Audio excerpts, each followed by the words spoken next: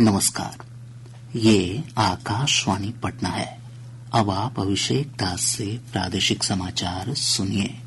पहले मुख्य समाचार। सुप्रीम कोर्ट ने बिहार विधान परिषद की एक रिक्त सीट के लिए हो रहे उपचुनाव के परिणाम पर रोक लगाई। समस्तीपुर जिले के वैनी थाना क्षेत्र स्थित एक एल्यूमीनियम फैक्ट्री का बॉयलर फटने से 2 मजदूरों की मौत, 4 मजदूर गंभीर रूप से हुए घायल। भारत संचार निगम लिमिटेड BSNL ने बिहार में अपने नेटवर्क को 4G में अपग्रेड किया। 3G सेवा आज से हुई बंद। और मौसम विभाग ने कहा, अगले 2 दिनों तक ठंड से राहत के आसार नहीं। सुबह के समय राज्य के अधिकांश हिस्सों में छाया रहेगा हल्का से मध्यम कुहासा। अब समाचार विस्तार से। सुप्रीम कोर्ट ने बिहार विधान परिषद की एक रिक्त सीट के लिए हो रहे उपचुनाव के परिणाम पर रोक लगा दी है। राजद के बर्खास्त विधान पार्षद सुनील कुमार सिंह की याचिका पर सुनवाई करते हुए न्यायालय ने यह आदेश दिया। मामले की कल भी सुनवाई होगी। गौरतलब है कि सुनील कुमार सिंह को विधान परिषद की कार्यवाही के दौरान मुख्यमंत्री नीतीश कुमार की नकल करने के मामले में अस्थायी रूप से निष्कासित कर दिया गया था। इस सीट के लिए हो रहे उपचुनाव के लिए केवल जदयू से ललन प्रसाद ने नामांकन पत्र भरा है। कल नाम वापसी की अंतिम तिथि है, जिस कारण कल ही उनके निर्विरोध निर्वाचन की आधिकारिक घोषणा होनी थी। समस्तीपुर जिले के वैनी थाना क्षेत्र स्थित एक एल्यूमीनियम फैक्ट्री का बॉयलर फटने से 2 मजदूरों की मौत हो गई, जबकि 4 मजदूर गंभीर रूप से घायल हो गए। ब्यौरा हमारे संवाददाता से। यह हादसा उस समय हुआ जब फैक्ट्री में काम चल रहा था। कामगारों के अनुसार बॉयलर का तापमान बहुत अधिक बढ़ जाने के चलते यह हादसा हुआ। सदर अनुमंडल पदाधिकारी दिलीप कुमार ने बताया कि गंभीर रूप से घायल 2 मजदूरों को बेहतर इलाज के लिए दरभंगा मेडिकल कॉलेज अस्पताल भेजा गया है, जबकि 2 मजदूर का समस्तीपुर सदर अस्पताल में ही इलाज चल रहा है। जिला प्रशासन के द्वारा घटना की जाँच की जा रही है। आकाशवाणी समाचार के लिए समस्तीपुर से कृष्ण कुमार। भारत संचार निगम लिमिटेड BSNL ने बिहार में अपनी 3G सेवा आज से बंद कर दी है। मुख्य प्रबंधक RK चौधरी ने बताया कि सभी जिलों में 4G नेटवर्क अपडेट कर दिया गया है। उन्होंने उपभोक्ताओं से पुराने सिम कार्ड के बदले नया सिम कार्ड लेने की अपील की। श्री चौधरी ने कहा कि नए सिम कार्ड के लिए उपभोक्ताओं को कोई शुल्क नहीं देना होगा। राष्ट्रीय लोक जनशक्ति पार्टी के राष्ट्रीय अध्यक्ष पशुपति कुमार पारस ने कहा है कि अप्रैल महीने में पार्टी की संसदीय बोर्ड की बैठक में महागठबंधन में शामिल होने का फैसला किया जाएगा। श्री पारस ने पटना में संवाददाताओं से बातचीत में ये जानकारी दी। अभी विधानसभा के चुनाव में अभी 10 महीना बाकी है। हम अभी पूरे बिहार में अपने पार्टी के संगठन को मजबूत कर रहे हैं और अप्रैल माह में हमारी पार्टी की बैठक होगी, पार्लियामेंट्री बोर्ड की बैठक होगी। उसमें सर्वसम्मति से जो पार्टी का फैसला होगा वो फैसला मैं आप लोगों को सुना दूंगा। एनडीए के भाजपा के जो प्रदेश अध्यक्ष हैं वो कह रहे हैं कि बिहार में एनडीए में सिर्फ 5 ही दल है। वो हमको एनडीए का पार्ट मानते कहाँ। इसलिए मैं अभी अपने पार्टी के संगठन को मैं मजबूत कर रहा हूँ। अभी मैं किसी भी गठबंधन का पार्ट नहीं हूँ। एनडीए के घटक दलों का जिला स्तरीय कार्यकर्ता सम्मेलन आज पश्चिम चंपारण जिले के बगहा और बेतिया से शुरू हुआ। सम्मेलन में सभी 5 घटक दलों के प्रदेश अध्यक्ष शामिल हुए। साथ ही केंद्रीय मंत्री सतीश चंद्र दुबे और पश्चिम चंपारण के सांसद डॉक्टर संजय जायसवाल के साथ ही एनडीए के कई अन्य नेताओं ने भी सम्मेलन को संबोधित किया। सम्मेलन में घटक दलों की एकजुटता बनाए रखने और समन्वय के साथ आगामी बिहार विधानसभा चुनाव में 225 सीट जीतने का संकल्प लिया गया। श्रम संसाधन मंत्री संतोष कुमार सिंह को जान से मारने की धमकी देने के मामले में पुलिस ने उत्तर प्रदेश के आजमगढ़ से आरोपी युवक संजय यादव को गिरफ्तार कर लिया है। आरोपी ने लॉरेंस बिश्नोई गिरोह के नाम पर मंत्री से 30 लाख रुपए रंगदारी मांगी थी। नहीं देने पर उन्हें जान से मारने की धमकी दी गई थी। प्रदेश के 6 जिलों में गंगा और कोसी नदी पर पीपा पुल का निर्माण किया जाएगा। उप मुख्यमंत्री सम्राट चौधरी ने बताया कि भोजपुर, बक्सर, मधेपुरा, खगड़िया, समस्तीपुर और वैशाली जिले में 4 पीपा पुल के निर्माण के लिए लगभग 57 करोड़ रुपए की राशि स्वीकृत की गई है। श्री चौधरी ने कहा कि इससे इन नदियों के दोनों ओर बसे सैकड़ों गांव के लगभग 10 लाख लोगों को आवागमन की सुविधा मिलेगी और नाव पर इनकी निर्भरता समाप्त होगी।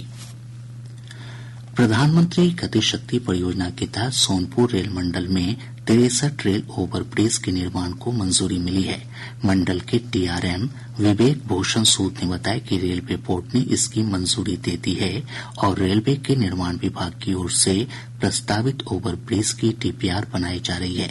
उन्होंने बताया कि एक रेल ओवरब्रिज के निर्माण पर लगभग 40 करोड़ रुपए खर्च होने का अनुमान है। आज सेना दिवस है। आज का दिन भारतीय सेना के शौर्य, पराक्रम और बलिदान को समर्पित है। आज ही के दिन वर्ष 1949 में के.एम. करियप्पा ने भारतीय सेना के पहले कमांडर इन चीफ के रूप में पदभार संभाला था। राष्ट्रपति द्रौपदी मुर्मू, प्रधानमंत्री नरेंद्र मोदी, रक्षा मंत्री राजनाथ सिंह, प्रमुख रक्षा अध्यक्ष सीडीएस जनरल अनिल चौहान और तीनों सेनाओं के प्रमुख ने इस अवसर पर सेना को शुभकामनाएं दी हैं। प्रादेशिक समाचार आप आकाशवाणी पटना से सुन रहे हैं। ताजा समाचारों के लिए आप हमारे x handle AIR News_ Patna पर जा सकते हैं। और अब खबरें महाकुंभ से।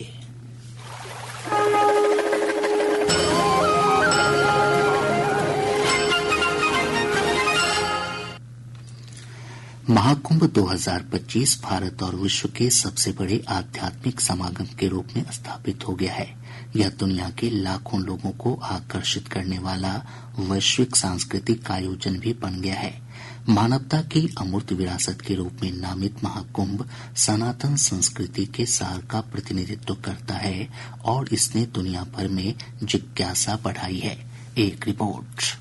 महाकुंभ 2025 ने दुनिया भर में उत्सुकता जगाई है। विभिन्न महाद्वीपों से लोग सक्रिय रूप से इस भव्य आयोजन के बारे में जानकारी प्राप्त कर रहे हैं। इसके महत्व को समझने और इसकी आध्यात्मिक जीवंतता में भाग लेने के लिए उत्सुक हैं। इस वैश्विक जिज्ञासा को पूरा करने के लिए सरकार ने महाकुंभ 2025 को डिजिटल महाकुंभ के रूप में प्रस्तुत किया है। इस पहल का केंद्र बिंदु आधिकारिक वेबसाइट kumbh.gov.in है, जो महाकुंभ के सभी पहलुओं पर व्यापक जानकारी प्रदान करती है। इस बार 15 लाख से ज्यादा विदेशी सैलानियों का महाकुंभ में आने का अनुमान है। महाकुंभ में डुबकी लगाने वाले ब्राजील के फ्रांसिस्को ने कहा, भारत दुनिया का आध्यात्मिक हृदय है। I search for moksha. India is a spiritual heart of the world, so I'm very happy. First time in India, I go Varanasi, then I come here. I feel amazing. जय श्री राम। इस वर्ष जब करोड़ों लोग त्रिवेणी संगम पर एकत्र हो रहे हैं, तो एक आध्यात्मिक केंद्र के रूप में महाकुंभ मेले का महत्व फिर से स्पष्ट हो गया, जहां प्राचीन अनुष्ठान और आधुनिक आकांक्षाएं जीवन और दिव्यता के उत्सव में एक साथ आती हैं। आनंद कुमार के साथ अनुपम मिश्र, आकाशवाणी समाचार, महाकुंभ नगर, प्रयागराज।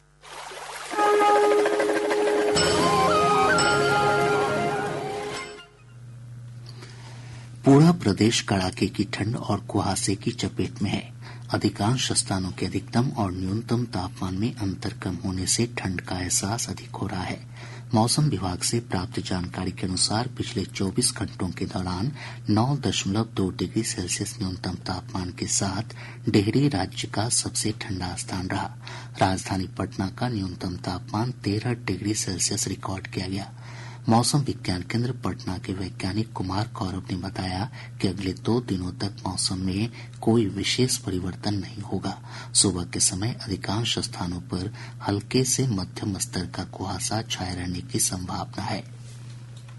अगले 48 घंटों के दौरान मौसम में कोई विशेष परिवर्तन नहीं होने का पूर्वानुमान है। हल्के से मध्यम स्तर का कुहासा प्रदेश के अधिकांश भागों में छाया रहेगा एवं आकाश आंशिक रूप से मेघों से घिरा रहेगा। प्रदेश के अधिकतम एवं न्यूनतम तापमान में कोई विशेष परिवर्तन नहीं होने की संभावना है। इधर घने कुहासे के कारण सड़क, रेल और हवाई यातायात प्रभावित हुआ है। लंबी दूरी की कई रेलगाड़ियां अपने निर्धारित समय से घंटों विलंब से चल रही हैं। पटना और दरभंगा हवाई अड्डे पर विमान परिचालन भी प्रभावित हुआ है। इधर पटना, हाजीपुर और भोजपुर जिला प्रशासन ने ठंड को देखते हुए आंगनबाड़ी केंद्रों के साथ सभी सरकारी और निजी विद्यालयों में कक्षा 8 तक की शैक्षणिक गतिविधियों पर 18 जनवरी तक रोक लगा दी है। इसी तरह मधुबनी और सीतामढ़ी जिले में 16 जनवरी तक और दरभंगा तथा भागलपुर जिले में 17 जनवरी तक वर्ग 8 तक की कक्षाओं के संचालन पर रोक रहेगी। वहीं वर्ग 8 से ऊपर की कक्षाओं में पठन पाठन पूर्वाह्न 9 बजे से अपराह्न 3:30 के बीच संचालित करने के निर्देश दिए गए हैं। ठंड के कारण प्रदेश के अस्पतालों में हृदय रोगियों और ब्रेन स्ट्रोक के मामलों में काफी बढ़ोतरी देखी जा रही है। दिल्ली स्थित लेडी हार्डिंग मेडिकल कॉलेज अस्पताल के निदेशक डॉक्टर सुभाष गिरी ने ठंड में उच्च रक्तचाप और मधुमेह के मरीजों को नियमित तौर पर चिकित्सक से जांच करवाने और संतुलित जीवन शैली अपनाने की सलाह दी है। सर्दियों में आमतौर पर काफी इन्फेक्शंस, जब चेंज ऑफ सीजन होता है, बच्चे और बुजुर्गों को ज्यादा इन्फेक्शन होने का खतरा होता है। जो 2 साल से कम उम्र के बच्चे हैं या 65 ईयर्स से एल्डरली जो लोग हैं या जिनको पुरानी बीमारियां हैं, उनको स्पेशली ध्यान रखना चाहिए। हाइपरटेंशन और शुगर वाले या दूसरी किसी भी बीमारी वाले सभी लोगों को बोलाऊंगा इस सीजन में अपने आप को एक बार डॉक्टर के पास जरूर जाएं। संतुलित आहार, रेगुलर व्यायाम, योगा, मेडिटेशंस, का यदि हम करते रहेंगे तो हमारी इम्यूनिटी अच्छी रहेगी, तो हमें कोई भी इन्फेक्शन या कोई भी बैक्टीरिया अटैक नहीं करेगा। बिहार लोक सेवा आयोग की 70वीं संयुक्त एकीकृत प्रारंभिक प्रतियोगिता परीक्षा रद्द करने की मांग को लेकर पटना उच्च न्यायालय में दायर याचिका पर कल सुनवाई होगी। प्राप्त जानकारी के अनुसार मुख्य न्यायाधीश के विनोद चंद्रन की विदाई समारोह के कारण याचिका पर आज सुनवाई नहीं हो सकी। बिहार लोक सेवा आयोग ने अपनी वेबसाइट के पते में परिवर्तन किया है। आयोग की वेबसाइट का नया पता है bpsc.bihar.gov.in। आयोग ने एक प्रेस विज्ञप्ति जारी कर यह सूचना दी।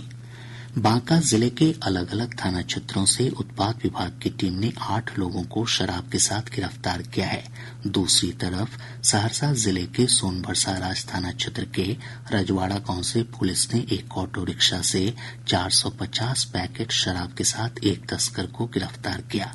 वहीं पश्चिम चंपारण जिले के भंगा थाना क्षेत्र से पुलिस और एसएसबी की टीम ने एक तस्कर को भारी मात्रा में गांजा के साथ गिरफ्तार किया। सुपौल के भीमपुर थाना क्षेत्र में NH-27 पर सड़क हादसे में एक दंपति की मौत हो गई। घटना से आक्रोशित लोगों ने सड़क जाम कर प्रदर्शन किया। प्रधानमंत्री मातृ वंदना योजना में उत्कृष्ट प्रदर्शन के लिए बांका जिले को राज्य भर में पहला स्थान मिला है। और अब अंत में मुख्य समाचार एक बार फिर। सुप्रीम कोर्ट ने बिहार विधान परिषद की एक रिक्त सीट के लिए हो रहे उपचुनाव के परिणाम पर रोक लगाई। समस्तीपुर जिले के वैनी थाना क्षेत्र स्थित एक एल्यूमीनियम फैक्ट्री का बॉयलर फटने से 2 मजदूरों की मौत, 4 मजदूर गंभीर रूप से घायल। भारत संचार निगम लिमिटेड BSNL ने बिहार में अपने नेटवर्क को 4G में अपग्रेड किया। 3G सेवा आज से हुई बंद। और मौसम विभाग ने कहा अगले 2 दिनों तक ठंड से राहत के आसार नहीं। सुबह के समय राज्य के अधिकांश हिस्सों में छाया रहेगा हल्का से मध्यम कुहासा। इसके साथ ही आकाशवाणी पटना से प्रसारित प्रादेशिक समाचार का ये अंक समाप्त हुआ।